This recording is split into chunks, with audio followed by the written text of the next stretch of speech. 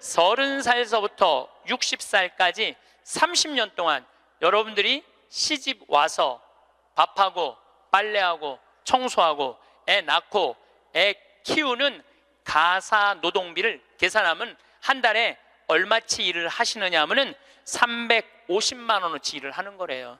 그럼 30년 동안 여러분들 시집 와갖고 그렇게 일을 했으면 여러분들 남편하고 자식들한테 여러분들은 얼마를 청구할 수 있느냐면 10억 5천만 원을 청구할 수 있는 거. 10억 5천만 원어치 일했으니까 내놓으라고.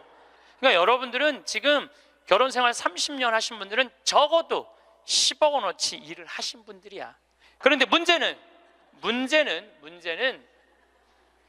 20년 후에 돈을 쓰려고 지금 신나는 일이 너무 많은데, 재미난 일이 너무 많은데, 의미 있는 일이 너무 많은데, 그 20년 후에 쓰려고, 그거를 나중에 쓰려고 내가 이걸 가지고 있다면은 나는 그렇게 살고 싶지는 않다는 거예요. 지금 먹고 마시고 쓰고 놀고 나눠줄 거 다 나눠주고 막 쓰다가 70살 돼갖고 은퇴했는데 돈이 없으면 어떻게 해? 가만히 있으면 돼. 내가 본당 신부할 때 평택에 있었을 때 70 먹은 중풍 걸린 할머니가 한 분 계셨어요.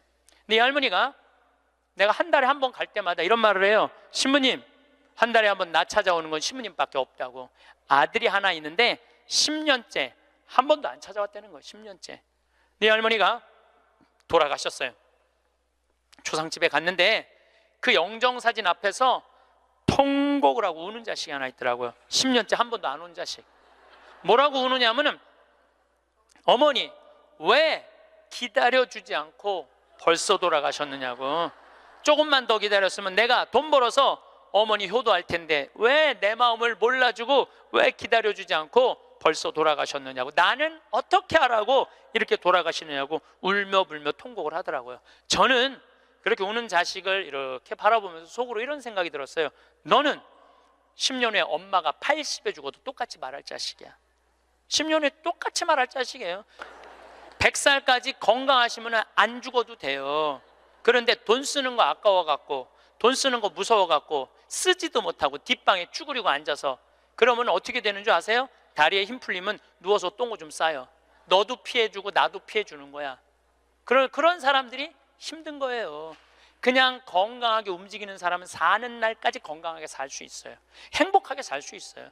그렇게 살으라는 거예요. 저는 여러분들이 사는 날까지 즐겁게 살기를 바라는 거예요. 사는 날까지.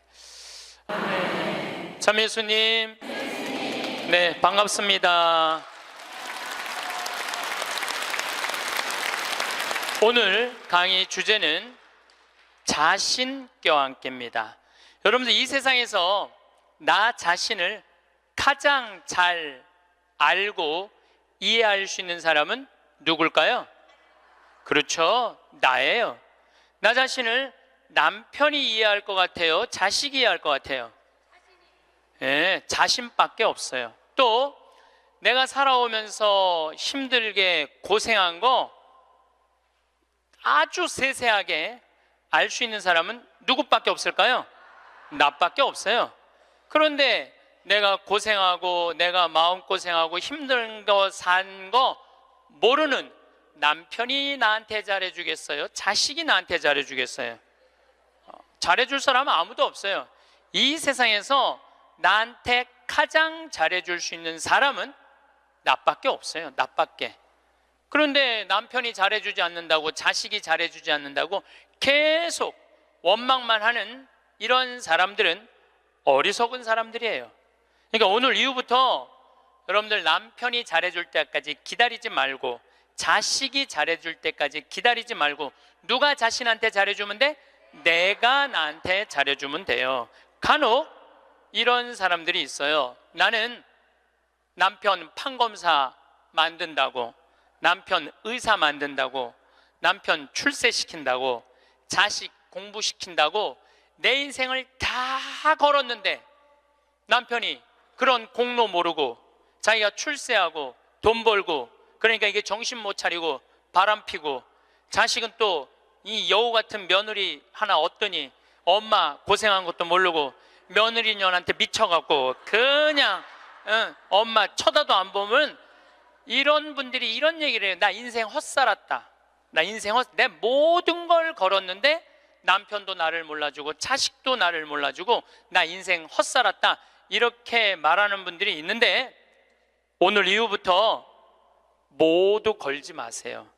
오늘 이후부터 반만 거세요. 반만. 남편하고 자식들, 주위의 친지, 형제들 위해서 반만 거세요. 반은 누굴 위해서 남겨놔야 돼? 나를 위해서 남겨놔야 돼요. 왜냐?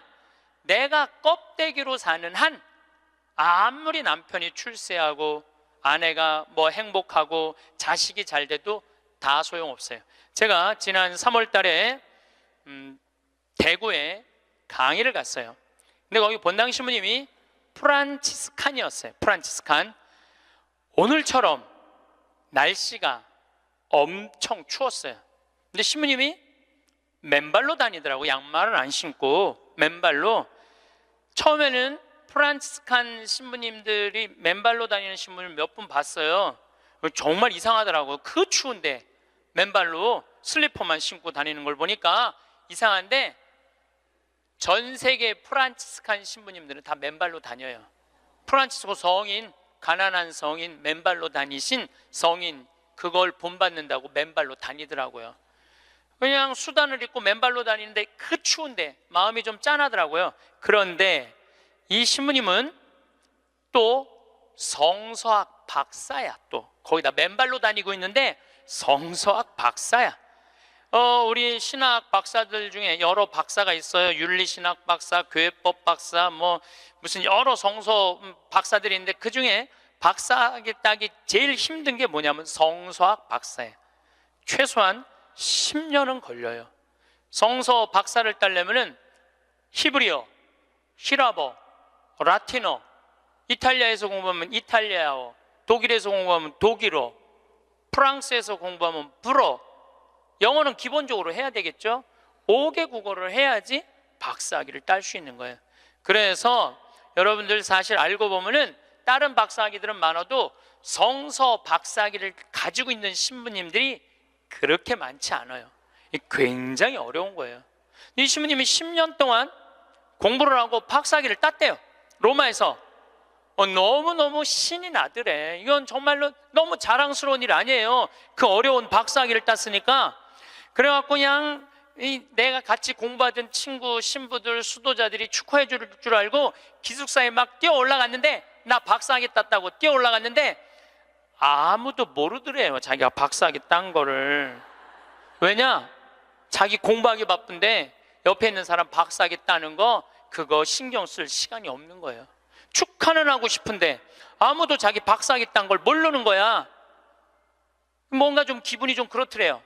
근데 이제 기숙사에서 이렇게 이 거울을 딱 이렇게 보는데 자기 모습을 딱 보고, 그래, 내가 나한테 축하를 해줘야 되겠다. 그리고 자기를 꼭 끌어안았대요. 그러면서 이렇게 말했대요. 그 신부님 본명을 내가 좀 바꿀게요. 베네딕토야, 너 정말로 수고 많이 했다. 너 10년 동안 얼마나 애 많이 썼느냐. 그 자기를 이렇게 토닥토닥 거려줬대요. 우리 부관장 신부님도 로마에서 공부하고 온 신부님인데 유학이 얼마나 힘드냐면은 그 뭐 음식이 마저 언어가 제대로 돼. 공부를 이렇게 하다가 보면은 눈물이 그냥 쭈르륵 떨어진대요. 너무너무 힘들어서. 근데 그렇게 박사학위를 땄는데 축하해주는 사람 하나도 없다고, 나 고생했는데 알아주는 사람 하나 없다고 청승 떨고 남 원망한들 남이 알아줘요? 아무도 안 알아줘요. 그러니까 누가 축하해줘야 돼? 내가 축하해줘야 돼. 저도 이렇게 인생을 이렇게 돌아보면 나 정말로 애 많이 썼어요. 살면서 애 많이 썼어요. 내가 처음 막 본당 신부 평택 비전동에 갔을 때 내가 본당 신부가 됐는데 주교님이 본당 분가하자마자 평택 안성 고속도로 옆에 진살이라는 동네가 있었어요. 근데 거기는 아무것도 안 들어왔어. 성당 분가하라고 명령이 떨어졌어요. 떨어졌는데 막 신설성당인데 돈이 어디 있어요. 명령은 떨어졌고. 그래서 이제 돌아가신 우리 김 신부님한테 가고, 정말로 멋있는 신부님이죠. 나 땅 사고 싶으니까 돈 좀 꿔달라고. 그래갖고 신부님이 그 자리에서 2억을 꿔주셨어요. 큰 성당에 계셨으니까. 그걸 갖고 땅을 사는데 사람들이 신부님 뭐하러 그렇게, 내가 땅을 몇 평을 샀느냐 하면 2,400평을 샀어요. 성당 터를. 뭐하러 그렇게 큰 터를 사느냐. 그런데 성당 터는요, 한 번 사놓으면 1,000년이든 2,000년이든 가는 거야. 그거 뭐 300평 400평 그거 힘들게 귀양 살 거 세게. 그래서 근데 그때는 20년 전에는 땅값이 거기가 평당 16만 원밖에 안 했어요. 그러니까 2,000평 2,400평 살만 했죠. 그래갖고 이제 정말로 다른 사람들 반대도 많은데 내가 주님의 교회 세운다고 그래갖고 이제 땅을 다 사놓고 땅값 다 정리했죠. 그런데 20년이 지난 지금 그 성당은 2,400평이니까 공원이야, 공원. 성당이. 그리고 그 근처에 아파트가 다 들어와갖고 그건 너무너무 좋다는 거예요. 그런데 지금 그 성당의 교우들이 내가 그렇게 마음고생해서 땅 산 거 알 것 같아요? 모를 것 같아요? 몰라요. 알 수가 없어요. 그러면은 내가 그 진사리 교우들 내가 그렇게 힘들게 땅 사고 신축하라고 돈도 7억씩이나 줬는데, 땅값 다 주고 돈도 다 줬는데 그거 모른다고 내가 원망한들, 그 내가 어리석은 거예요? 모르는 사람들이 어리석은 거예요? 내가 어리석은 거예요. 그런데 저는 그런 생각해요. 야, 창현아, 너 정말로 애 많이 썼다. 그렇게 좋은 성당터 사갖고 아무도 모르고 누구만 알아? 나만 알아. 그럼 누가 위로해줘야 돼? 내가 위로해줘야 돼요. 그럼 내가 두 번째 성당은 능평이라는 성당 갔는데, 성당 터를 딱 받았는데 600평 터를 받았는데 길이 없는 땅을 산 거야. 뭔가 잘못돼 갖고 거기다 성당을 지으려고 그러니 교우들이 너무너무 마음이 아픈 거예요. 그래서 또 내가 또 한 성질 하거든요. 교구청에 뛰어 올라가갖고 길도 없는 데다 분가를 하고 이게 뭐냐 해갖고 난리를 쳐갖고 돈을 받아갖고 그 능평 성당도 2,400평을 샀어요. 제가 15년 전에 능평 성당에. 그래서 요즘은 그 동네가 땅값이 뛰어갖고 뭐 수백만 원이래, 평당. 근데 2,400평을 그때 샀으니까 참. 그런데 그거 지금 그 능평성당 교우들이 내가 그렇게 마음고생하면서 산 거 알 것 같아? 모를 것 같아요? 몰라. 모르는데 그거 모른다고 내가 섭섭하다고 그러고 내가 고생한 거 아무도 알아주는 사람 없다고 그렇게 남 원망만 하면 내 자신이요 웃기지도 않는 거예요. 내가 하느님의 교회, 하느님의 땅, 그리고 내가 땅을 삼으로 해서 수많은 교우들이 10년, 15년 지난 그 교우들이 거기서 행복공원 같은 성당에서 삼은 그걸로 됐지. 남이 굳이 알아줘야 돼? 그렇지 않아요? 대신 나는 나한테 이런 말을 해요. 너 참 기특하다. 너 정말 기특하다. 또 제가 강원도 평창에, 저는 수원교구 신부예요. 평창은 원주교구 소속이에요. 근데 거기다가 우리 교우들도 이제 좀 가서 쉴 수 있는 공간이 필요하다. 그래갖고 20년, 그것도 20년 전부터 제가 시작한 일이에요. 막 뛰어다니면서 거기다 집 지으려고 그럴 때 수많은 사람들이 반대했어요. 수많은 사람들이 누가 거기까지 가냐, 그 많은 돈을 들여서 왜 거기다 집을 줘놓으려고 그러느냐, 뭐 정말로 칭찬보다는 욕을 훨씬 많이 들었어요. 근데 지금은 올 연말까지도 피정이 끝나고 내년 10월 달까지 예약이 끝났대. 내년 10월 달까지.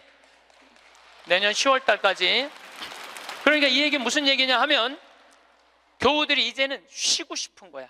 쉬고 싶은데 그런 쉴 수 있는 공간이 필요하다는 거를 나는 아는 거고 내가 느낀 거야. 아무도 칭찬해 주는 사람 없고 함께 해주는 사람 없어도 내가 열심히 해갖고 우리 교우들한테 휴식 공간을 제공해 줬어요. 제공해 줬으면은 그걸로 족한 거야. 남이 나를 알아주지 않아도 스스로 원망하지 않고 그걸 즐길 줄 아는 사람이, 이 공자님이 그런 사람이 군자라고 그래요. 저는 뭐 군자까지는 아니더라도 여러분들도 마찬가지예요. 여러분들도 6.25 전쟁 끝나고 난 다음에 똥구녕이 찢어지도록 가난한 시절에 그 힘들게 살아가면서 월세 살면서 정말 돈 아껴갖고 전세로 가고 지금 이렇게 살기 좋은 아파트에 살면서 그 자식들 조금 편안하고 안락하고 쾌적한 데서 좀 살게 해주려고 평생을 애를 썼는데 자식들이 아무도 몰라줘. 그러면은 나 6.25 전쟁 끝나고부터 고생한 거 일일이 매번 얘기해 주면은 그 사람들이 좋아할 것 같아요? 지겨워할 것 같아요? 지겨워해요. 누구만 만족하면 돼? 나만 만족하면 돼요. 그래서 여러분들도 오늘 이후부터 주위 사람들한테 인정받으려고 하거나 이해받으려고 애쓰지 마세요. 누가 이해해 주면 돼? 내가 이해해 주면 돼. 누가 인정해 주면 돼? 내가 인정해 주면 돼. 얼마나 속이 편하네요. 그렇죠? 네. 그러니까 나한테 잘해줄 수 있는 사람은 이 세상에 누구밖에 없어?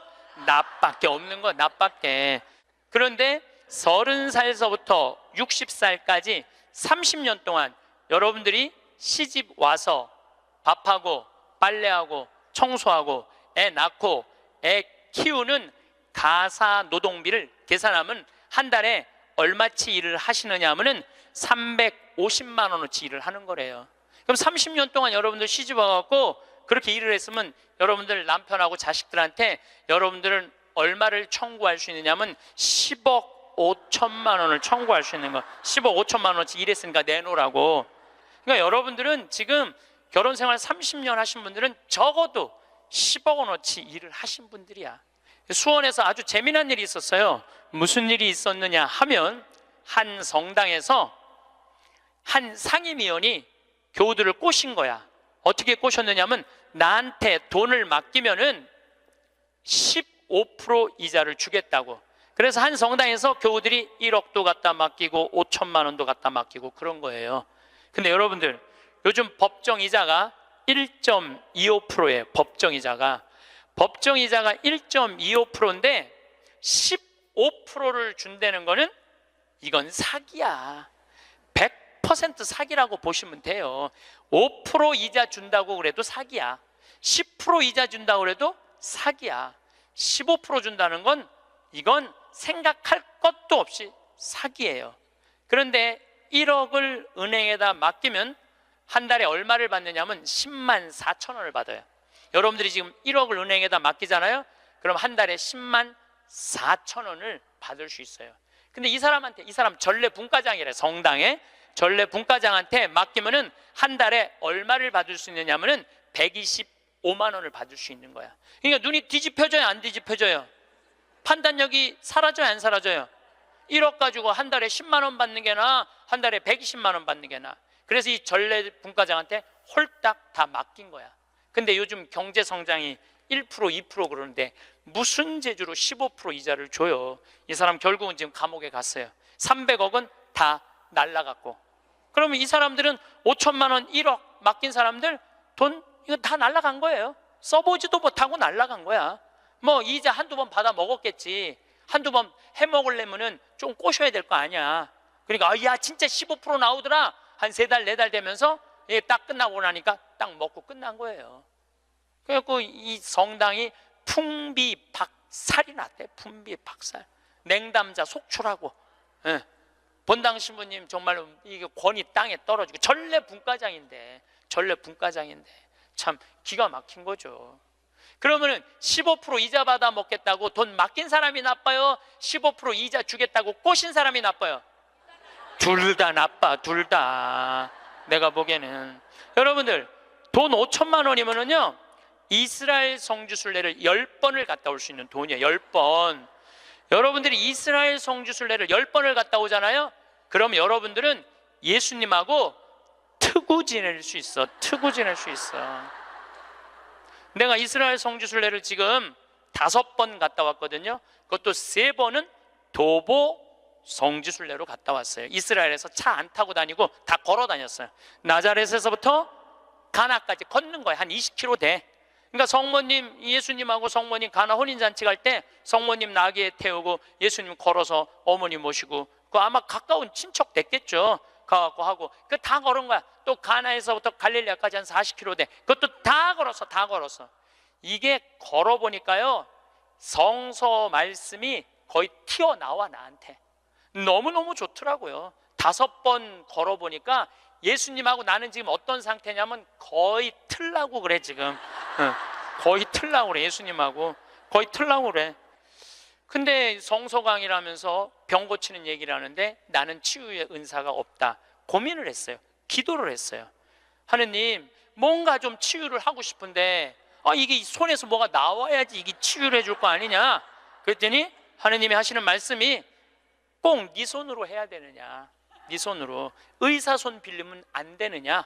그래갖고 내가 가톨릭 의료원에 연락했어요. 빈센트 병원에 연락해갖고 뭐라고 그랬냐면은 정말로 수술하면 꼭 나을 수 있는데 돈이 없는 사람 나한테 연락해라. 그래갖고 강의 끝나고 난 다음에 강의로 기분 좋으면은 강사료 다 내라. 한 600명 들어오는 데니까 한 600만 원 모아지겠지. 그리고 만약에 모자라면 내 인세 있잖아, 책 파는 거, CD 파는 거, 그게 어마어마하거든요. 그거 뭐 할 거야? 내가 마누라가 있어, 자식이 있어. 그거 해갖고 12명을 선정을 해서 지금 찾고 있어요.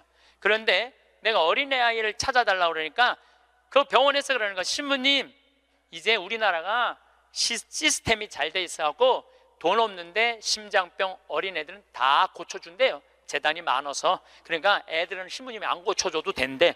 야, 우리나라 좋은 나라야 보니까. 그러면은 일반인들도 웬만한 제도에 걸리면은 다 고쳐줄 수 있대요. 근데 누가 잘 어려우냐면 외국인 노동자들, 그 사각지대에 있는 사람들, 그런 사람들이 정말로 수술하면 나을 수 있는 사람들인데 돈이 없어서 못하는 사람이 있다는 거. 골라라. 아니 여러분들 꼭 치유를 안수기도로 해갖고 꼭 고쳐줘야 돼? 이게 나을지 안 나을지도 모르는데 이걸 눌러갖고 이게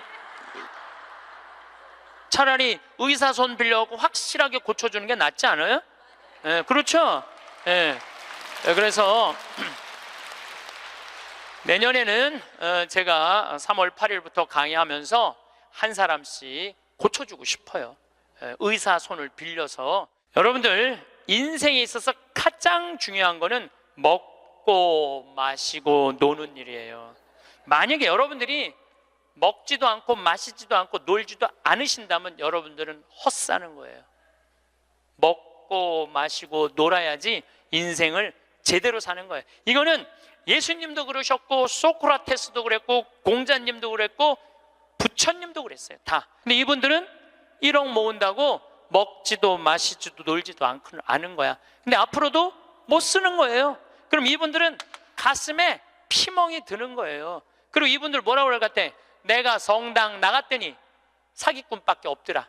믿을 놈 한 놈도 없더라. 하느님이 있긴 어디 있느냐. 그리고 냉담할 거야. 하느님 버리고 돈 버리고 자기 마음 버리는 거죠. 그리고 하느님이 언제 15% 이자 주는데 투자라고 그랬어?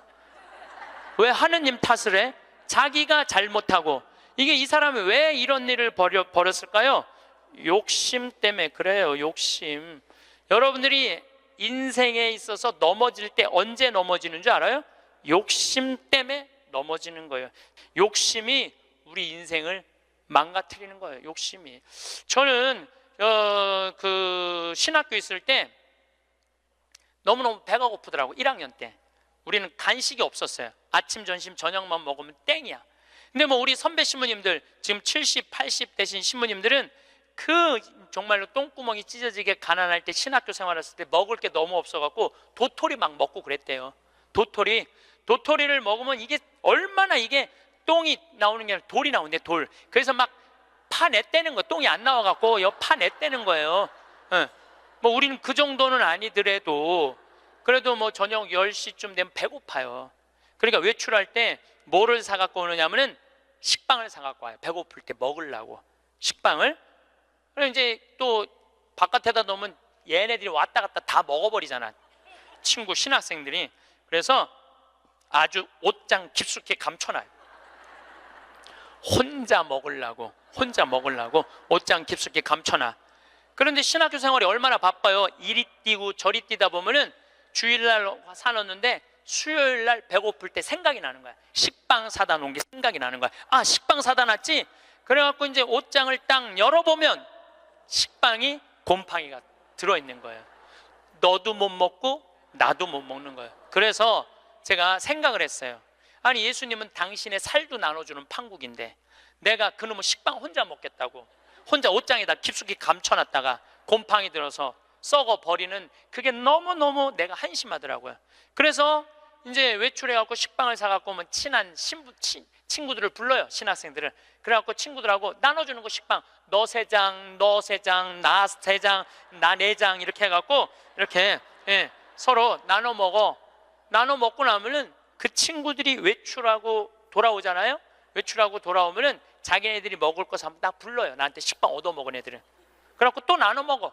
그래서 신학교 내내 정말로 풍요롭게 살았어요. 넉넉하게, 행복하게. 우리가 재물을 자기를 위해서 쓰는 것도 중요하지만 남을 위해서 쓰는 것도 중요합니다. 우리 직원들이 나한테 와서 그러는 거예요. 날 혼내는 거예요. 신부님도 은퇴해서 돈이 필요하다는 거예요. 신부님도 은퇴해서 돈이 필요하다는 거예요. 아니, 지금이야 신부님 강사료도 많고 인세도 많고 찾아오는 사람도 많고 용돈도 많이 주지만 신부님 은퇴하면 생각하는 사람 아무도 없다는 거야. 찾아오는 사람도 없고 불러주는 데도 없으면 신부님 늙어서 뭐 맛있는 것도 먹고 여행도 다니고 싶은데 돈 없으면 어떻게 하려고 이 돈을 다 써버리느냐고 나를 막 혼내더라고. 직원들이 돈 쓰지 말라고.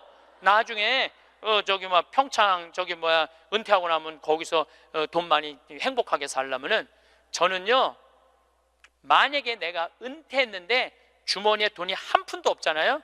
그럼 난 어떻게 할 거냐면은 사제관에 가만히 앉아 있을 거야. 돈 없는데 어떻게 그냥 사제관에 가만히 앉아 있어야지. 그런데 문제는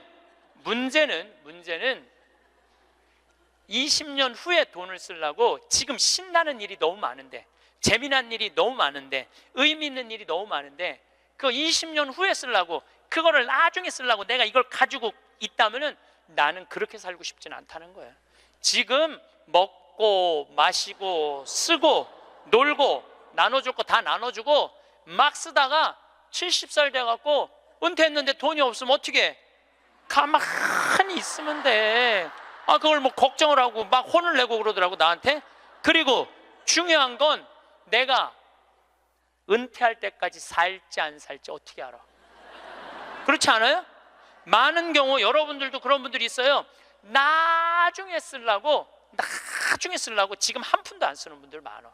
근데 나중에 언제 어떻게 될 줄 알고 그걸 나중에 쓰려고 지금 안 써. 쓰려면 언제 써? 지금 써요. 보통 여러분들 여행을 다니면은 이 유럽 여행 한번 가면 400만 원 정도 들잖아요. 400만 원 정도 들면은 평생 한번 가는 거잖아요. 여러분들 자식이 뭐 보내주든 뭐 개를 모아갖고 가든. 그래갖고 이제 한 60대신 분들이 여행을 떠나. 유럽으로 로마, 파리 막 베드로 성전 가. 근데 딱 비행기에 타갖고 버스를 딱 타면 가이드가 이런 말을 합니다. 여러분들 이제 내리면 여기 팁이 굉장히 중요하다고. 딱 버스에서 내리면 벨보이들이 짐을, 여행용 가방을 호텔 방까지 했을 때 팁을 1달러를 주시는 게 예의라고. 또 호텔에서 나올 때 그 침실 청소하고 정리하고 침대 정리하는 사람들에서 1달러 그거 주는 게 예의라고. 그럼 이때부터 머리가 복잡하기 시작을 해요. 이때부터 머리가 복잡한 거예요. 그래갖고 이제 딱 버스에서 내렸는데 가이드 말대로 막 애들이 막 와갖고 막 가방을 막 들어. 그러면은 이 60대 할머니가 한마디 해요. 이거 놔두라고. 내가 들고 간다고. 내가. 그런 게 그렇게 주는 게 아까우면은 그런 분들은 그냥 가지 말고 집에 가만히 있어. 돌아다니는 어딜 돌아다녀. 쓸 때는 멋있게 쓰고 안 쓸 땐 안 쓰면 되는 거예요. 제가 이번에 여름에 미국을 갔다 왔어요. 근데 미국을 갔는데 나한테 정말로 잘하는 형제들이 몇 있어요. 나하고 나이대가 비슷해. 근데 니콜라스라고 나보다 한 3-4살 많은 친구가 있는데 너무너무 유쾌한 친구예요. 근데 이 친구는 음식을 참 잘해요. 근데 식당을 하는데 우리나라 사람을 상대하는 식당이 아니고 정말 백인들, 돈 많은 사람들이 와서 먹는 식당을 운영을 해요. 그래갖고 거기다 와인도 탁탁탁 놓고 자기네들 홀에서 춤도 추고 그런 식당이야. 그런데 이제 나를 그 음식을 대접하고 싶은데 주위에서 그러는 거야. 신부님 그런데 비싼 데 가면 안 되니까 니네 집에 모시라고 그냥. 그래서 몇 년 만에 자기네 집으로 날 초대를 했어요. 나를 호스트, 주인공으로 해서. 그래갖고 이제 한 10명 주위에 있는 그 친한 친구들 10명이 초대받아서 갔는데 자기 식당의 셰프, 주방장을 데리고 온 거예요. 근데 음식이 나오는데 정말로 맛있게 나오더라고. 참, 정말 별로 먹어봤던 적이 없는 기가 막힌 음식들이 나와서 또 영어로 막 설명을 막 하는데 정말 맛있더라고요. 그래서 뭐 나는 뭐 딜리셔스 계속 이러면서 먹었죠. 계속 그랬는데 우리 니콜라스가 신부님 세계 모든 데 강의 다니고 많은 사람들 위로하고 그러니까 내가 오늘 특별하게 아끼는 와인을 내겠다는 거예요. 근데 와인이 나왔는데 그야말로 몇백만 원짜리 와인이 나온 거예요. 내가 가격을 여러분들 위화감 조성할까 봐 말을 안 할 건데 내 생태마을 월급 한 3달치 와인이 나온 거예요. 생태마을 월급. 그 와인 기가 막히게 1995년 보르도산. 그때 굉장히 가물었대요. 그래갖고 이 포도가 이 흙을 빨아들이는 거야. 땅 힘을. 그 포도로 만든 와인은 가격이 아주 천양지차라는 거예요. 그거를 그냥 열 몇 명이 이렇게 나도 이제 한 잔 반 먹고 고기하고 먹는데 정말로 특별하더라. 그 비싸서가 아니라 우리 니콜라스의 마음이 너무너무 특별하더라고요. 근데 그게 다 공짜 아니에요. 공짜잖아요. 그런데 이제 거기 셰프가 왔다 갔다 하는데 내가 주인으로서 뭔가 좀 기분 고맙다는 표시를 해야 돼갖고 셰프를 불렀어요. 팁을 줘야 되겠다. 그래서 이제 속으로 고민을 했죠. 가슴이 심장이 쫄깃쫄깃했지.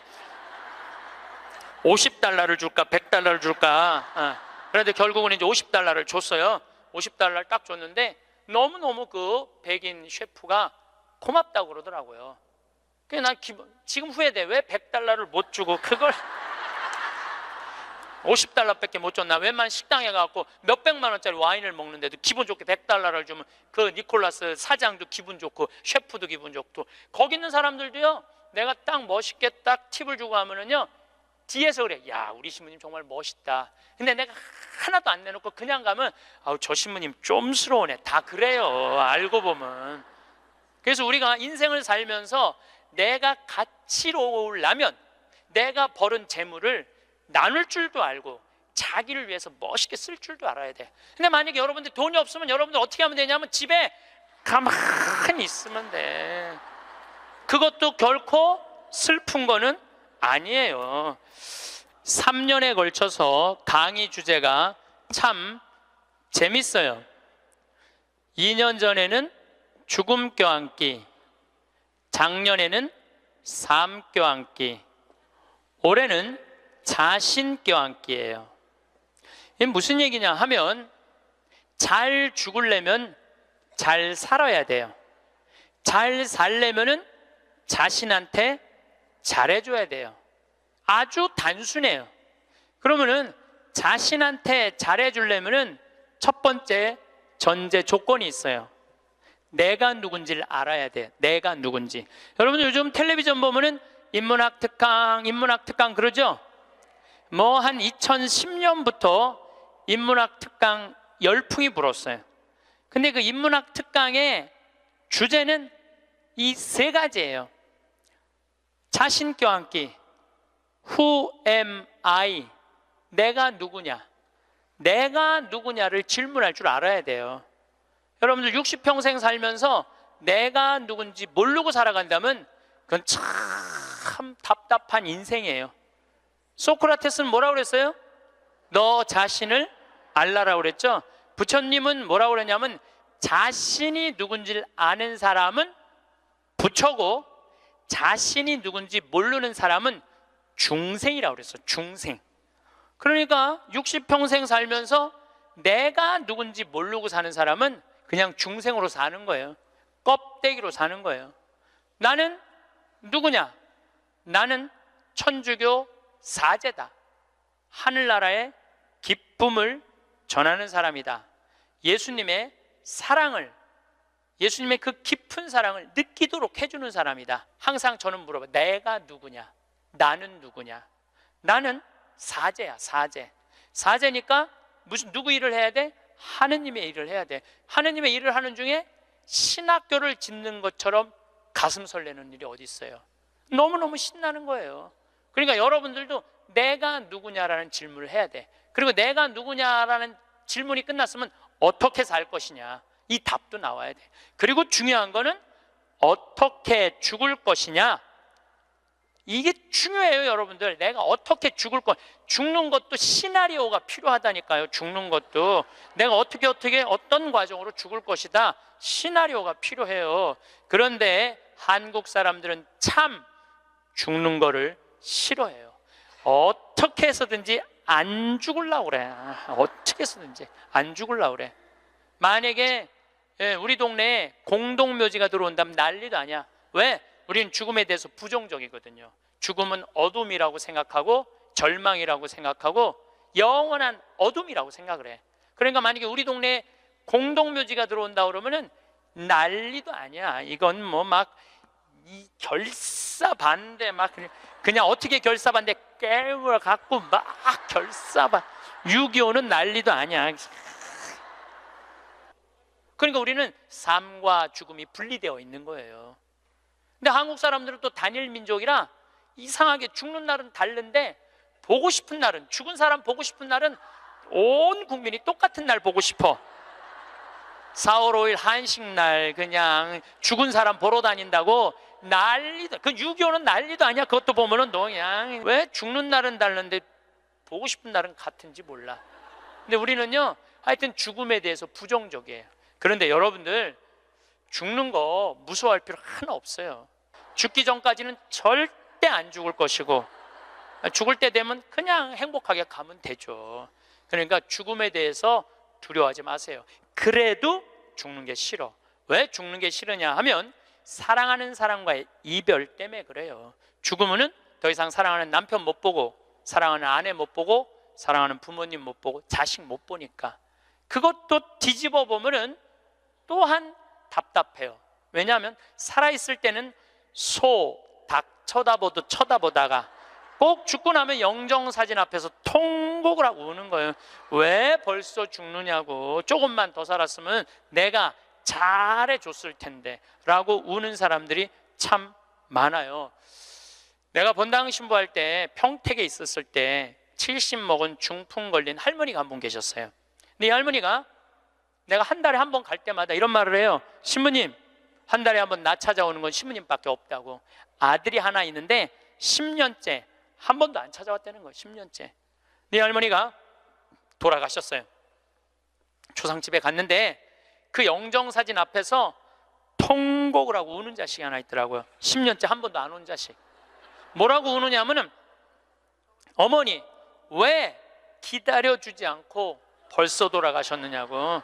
조금만 더 기다렸으면 내가 돈 벌어서 어머니 효도할 텐데 왜 내 마음을 몰라주고 왜 기다려주지 않고 벌써 돌아가셨느냐고. 나는 어떻게 하라고 이렇게 돌아가시느냐고 울며 불며 통곡을 하더라고요. 저는 그렇게 우는 자식을 이렇게 바라보면서 속으로 이런 생각이 들었어요. 너는 10년 후에 엄마가 80에 죽어도 똑같이 말할 자식이야.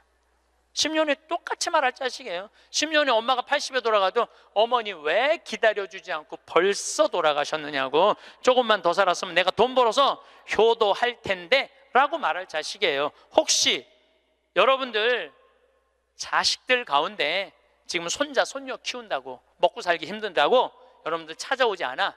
그런 자식들이 이렇게 말해. 어머니 조금만 기다리세요. 내가 조금만 이 어려운 일 끝나고 나면 어머니 잘 모실 테니까 조금만 기다리세요 라고 말하는 자식이 나중에 정말로 효도할 거라고 믿고 있다면 어린 반푼어치도 없는 기대를 하고 있는 거예요. 지금 효도하지 않는 자식은 나중에도 효도하지 않아요. 그러니까 잘해주려면 언제 잘해줘? 지금 잘해줘요. 혹시 여러분들 남편들 가운데 술 좋아하는 남편이 있어. 근데 술 먹고 결국은 술 때문에 죽었어. 그러면은 그 남편 앞에서 이렇게 우는 자매들이 있어요. 이렇게 죽을 줄 알았으면 그 좋아하는 술이라도 한번 마음 놓고 먹게 할 걸. 이렇게 말하는 자매 있어요. 내 손 붙잡고 얘기하는 자매가 몇 있었어요. 신부님, 이렇게 죽을 줄 알았으면 그렇게 구박 안 하고 술이라도 마음껏 먹게 할 걸 너무 후회된다고. 죽고 나서 후회하지 마시고 살아있을 때 잘해주세요. 어차피 먹는 술인데 마음 편안하게 한번 먹게 해주면 뭐 어디 매일 그렇게 해주라는 게 아니야. 한 번쯤 그렇게 해주라는 거야. 홍어 삭힌 거 주문하고, 목삼겹살 삶고, 묵은지 해갖고, 소주 5병 딱 해갖고, 여보 오늘은 내가 집에서 낼게. 바깥에서 눈치 보고 그걸 그렇게 마시지 마. 그런데 남편이 세상을 떠났잖아요. 그럼 여러분들이 이렇게 말할 수 있어요. 적어도 여보, 내가 마지막에 이별주 한번 근사하게 대접했지. 당신 잘 가. 이런 말 할 수 있어요. 근데 한 번도 그런 멋있는 대접을 안 한 사람은요, 한이 돼요. 한이. 그러니까 잘해주려면 언제 잘해줘? 지금 잘해주세요. 혹시 여러분들도 인생을 살면서 여러분들한테 잘해준 사람들이 있을 거야. 그렇죠? 정말 은인이 있을 거야. 인생의 은인들. 정말로 고맙다고 생각을 한다면 나중에 잘해주지 말고 지금 이스라엘 성지순례 티켓을 하나 끊어주든지, 아니면 이미자 콘서트를 끊어주든지 하세요. 내가 마음을 표현할 때 사람이 행복한 거예요. 그래서 나중에 잘해주지 마세요. 잘해주려면 언제 잘해줘? 지금 잘해주세요. 지금. 그러니까 죽는 거, 죽기 전까지는 절대 안 죽을 것이고, 살아서는 열심히 사랑하고 죽어서는 천당 갈 건데 뭐가 그렇게 죽는 게 무서워? 안 죽으려고 용을 써요. 여러분들 오래 사는 게 좋아요? 막 80살에서부터 100살까지 누워서 똥오줌 싸가면서 벽에 똥칠해가면서 오래 사는 게 좋아요? 네가 누군지 내가 누군지도 모르면서 자식들 서로 네가 모실 거냐 내가 모실 거냐 하면서 원수 만들어가면서 오래 사는 게 좋아요?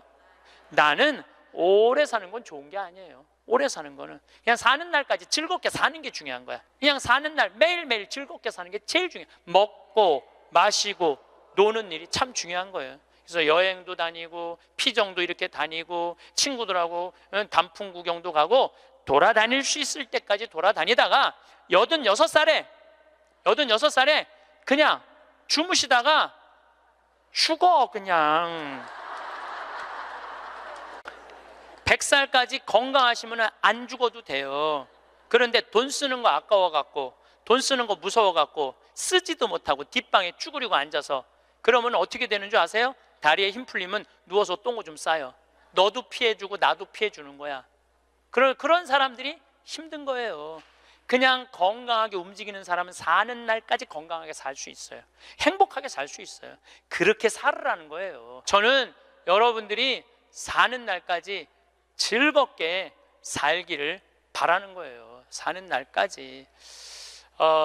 저는 6년 전에 위암 수술을 했어요.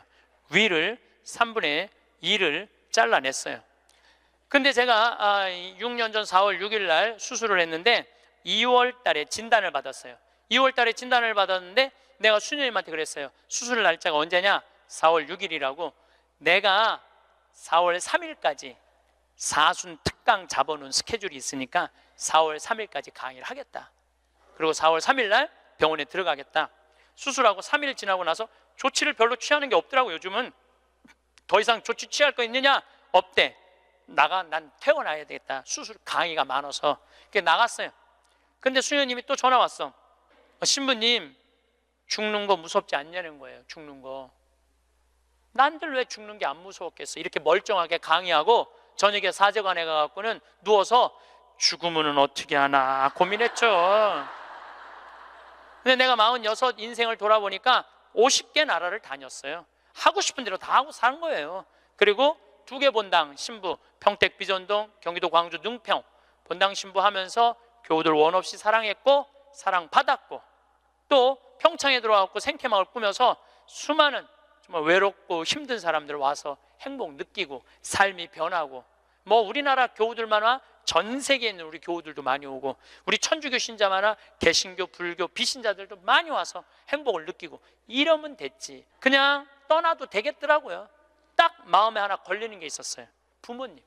부모님 앞서가는 거. 불효 중에 최고의 불효는 뭐예요? 부모님 앞서는 거예요.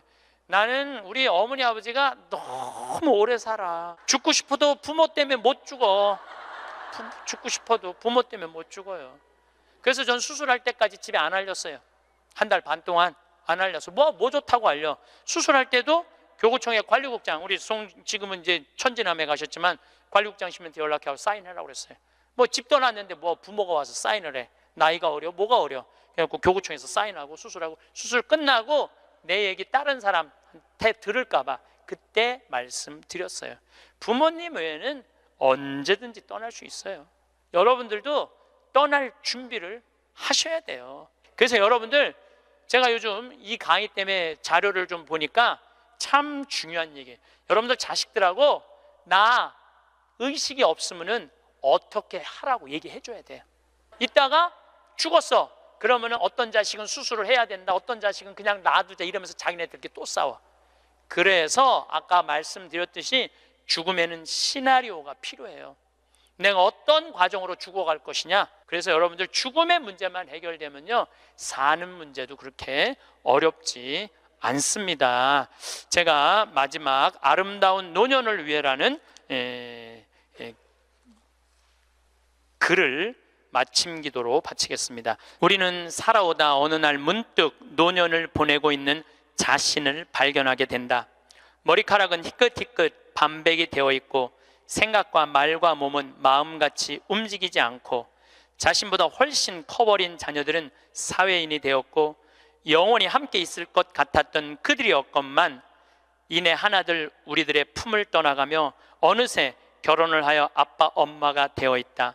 100년을 함께 살자고 맹세했던 부부는 오랜 세월을 살아오면서 어쩔 수 없이 늙어가는 서로를 바라보며 노년을 보낸다. 가족을 너무 의지하지 마라. 그렇다고 가족의 중요성을 무시하라는 것은 아니다. 움직일 수 있는 한 나 아닌 다른 사람을 의지하는 건 절대 금물이다.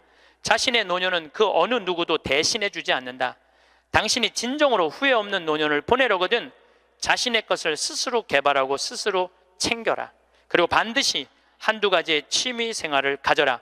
산이 좋으면 산에 올라 세상을 한번 호령해보고, 물이 좋으면 강가에 앉아 낚시를 해라. 운동이 좋으면 어느 운동이든 땀이 나도록 하고, 책을 좋아하면 열심히 책을 읽고 글을 써라. 자식들에게 너무 기대하지 마라. 자식에게서 받은 상처나 배신감은 쉽게 치유가 되지 않기 때문이다. 부모를 만족시켜주는 자식은 그렇게 많지 않다. 기대가 큰 자식일수록 부모의 마음을 아프게 한다. 악처가 효자보다 낫다는 옛말은 참고할 만하니 식어가는 부부간의 사랑을 되찾아 뜨겁게 하라. 그리고 이 나이는 사랑보다 겹겹이 쌓여진 묵은 정으로 서로의 등을 씻어주며 사는 것이 아니겠는가.